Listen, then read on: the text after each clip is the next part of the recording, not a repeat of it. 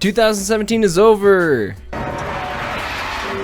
And while we didn't exactly see amazing quality in this year's anime across the board, there are some elements I felt were handled really well this year. One of the major aspects I found super cool was just the variety of worlds we were able to see, and how differently these settings were presented to us. This is such a major step up from the isekai trend that seemed to sort of dominate the industry for a while. While being popular, it just became dull fast. I mean, one of the most popular examples is a parody of the genre. But that's what's been refreshing about 2017 as an anime fan. It felt like we got more variety in general, or maybe that was just my experience. Either way, I wanted to talk about 3 shows in particular I felt did not only a fantastic job at building their setting, but also did so in very different ways with very different goals. This is sort of my holy trinity of 2017 anime that just engrossed me into their settings and brought out many emotional responses, almost solely by exposure to their respective worlds. And that trinity begins with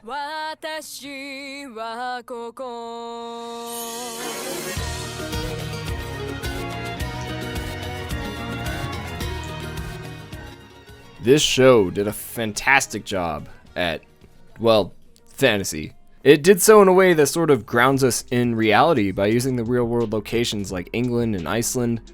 In addition to just telling us, hey, by the way, this is in England, the show is actually very attentive to detail in its landscapes, structural designs, and just small details peppered throughout. We actually buy into the show telling us, hey, by the way, this is in England.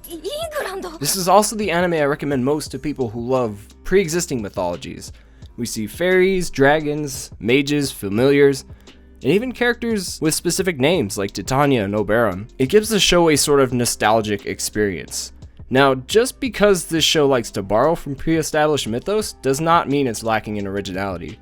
The Ancient Magus Bride can be really creative in how it teaches us about the world, which we learn through the eyes of Chisei. And while this doesn't have to do with world building entirely, Chisei is a very well-rounded character whose development is pretty satisfying to witness. We want to see her learn more and more, and in turn that also gives us more to discover. And despite the show not shying away from telling us how magic works, establishing backstories, etc., there's just enough mystery to inspire curiosity and make the world feel truly magical. But the key element to this childlike wonder is in the show's presentation. Everyone has praised the show's gorgeous visuals on an aesthetic level already. It's beautifully drawn as well as colorful and lively.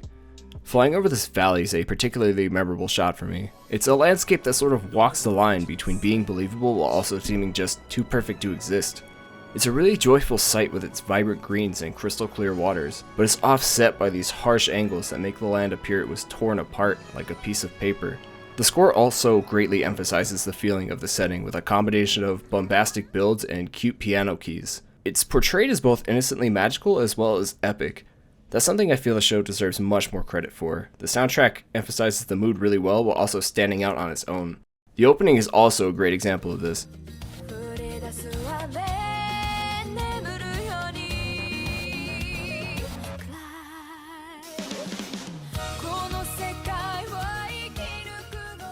The combination of instruments makes it stand out as a very lively experience.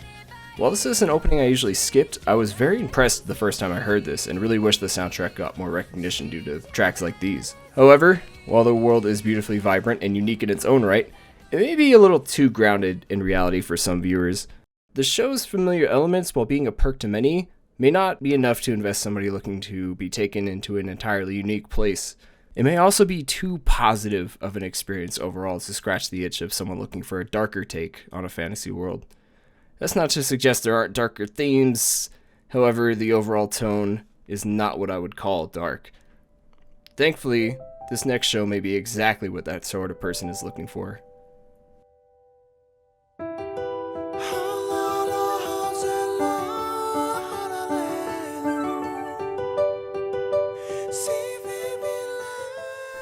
I've been wanting to talk about Made in Abyss since my first watch through.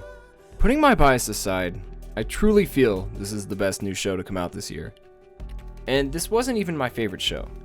I just recognize everything it did so well, and it's hard for me to argue there's much better than that. This setting is absolutely beautiful, even in the show's darkest moments. While I would never want to visit a place like the Goblets of Giants due to what our characters experienced there, it would be a flat out lie to say it wasn't also breathtaking. One cool aspect about Made in Abyss is the depths it reaches to add, well, depth. It offers everything from rumors and legends to vividly drawn maps and relics.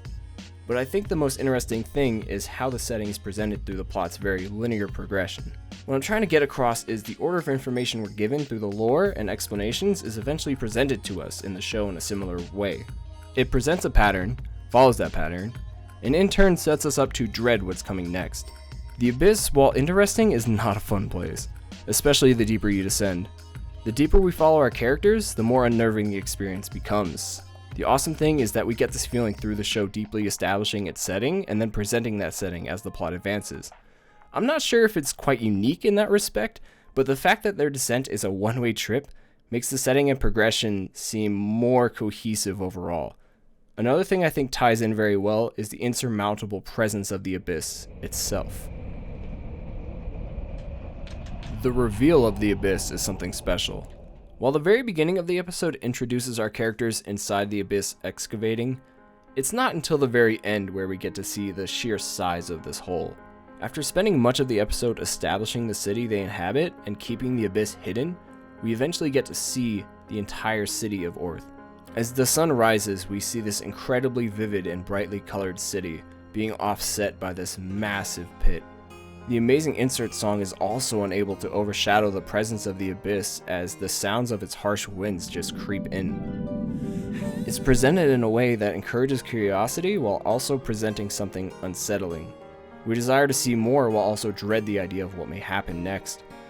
Due to the show literally descending further and further down as it progresses, our thirst for discovery is quenched while also making us slightly regret following along. The duality of this setting's beauty and harsh indifference to our characters is what makes watching Made in Abyss an amazing experience. Now, while I would say you should definitely check it out, there are some things I feel you must be aware of. First of all, this is not for kids, like, at all. There are some very brutal moments, as well as some that are just, questionable. If this sort of content is an extreme red flag for you, Made in Abyss may not be the show for you. And even if you have no issues with these elements, you also have to deal with some awkward pacing, particularly in the middle episodes. It's a bit of a shame too, because I think the issue is that we're given enough information early on to make us hunger for more, yet at these points in the middle, we're just not being fed. Is there really a way to avoid this issue though? Do we just move things along faster? Well, no, the answer isn't just to increase the speed. In fact, with consistency, you could do the complete opposite, which is one of the many aspects I loved about this final show.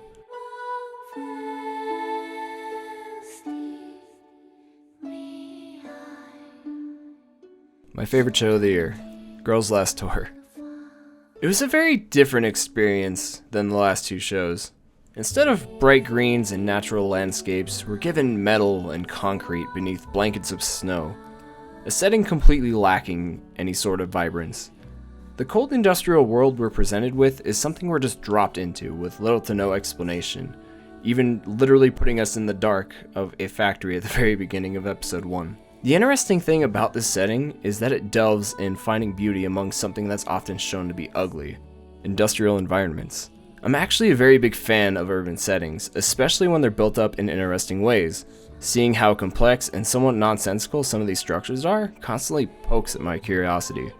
Many questions arise from just observing. Why was this built? How high up is this? Why are there no plants or animals? A lot of whys, which ties into the philosophical nature of the show. When you cut out all distractions, what you're left with is deeper, open-ended discussions and questions. While this aspect is part of more than the setting plays a massive role in all of it, by being a huge and quiet world. I've talked about Girls' Last Tour's benefit in having a quieter setting before. It results in a lot of metaphorical breathing room for the audience to take in the setting. But one thing I didn't touch on is how well a minimalistic soundtrack aids in that. Girls' Last Tour is a soundtrack that has sort of slipped under the radar, unless we're discussing the fun opening and ending songs. But I think even then you'll find, in comparison to Made in Abyss at least, there's not nearly as much praise for the Girls' Last Tour soundtrack. Sadly, minimalistic pieces tend to fall victim to this, as its purpose lies in enhancing the setting more than standing out on its own. It's a shame too, as there are a lot of nice touches in this soundtrack, such as the wind instruments and echoing vocals in the show's main theme. It's a perfect match for the cold barrenness of the setting. The music also sometimes has a physical place in the world, like in the Rain song or in the song the girls pick up on the radio.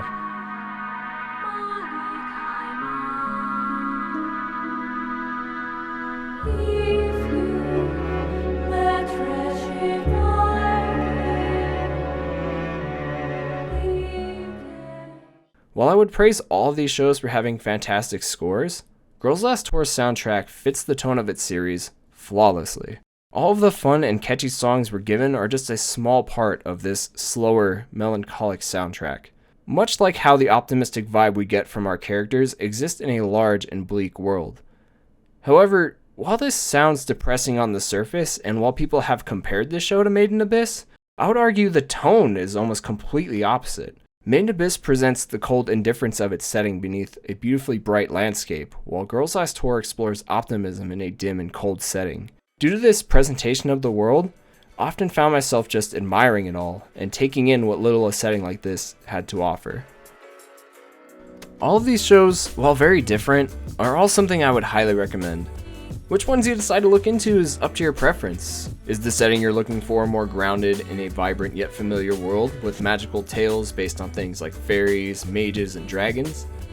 Then maybe the Ancient Magus Bride can give you just that. Are you hungry for a unique and intriguing world with some dark undertones? That's exactly what Made in Abyss will offer you. Are you looking for a more positive take on an otherwise cruel world? If that sounds interesting to you, then Girls Last Tour may be right up your alley. Whatever it is you're personally looking for, I hope I've convinced you to explore at least one of these settings on your own, so that you can experience what I have.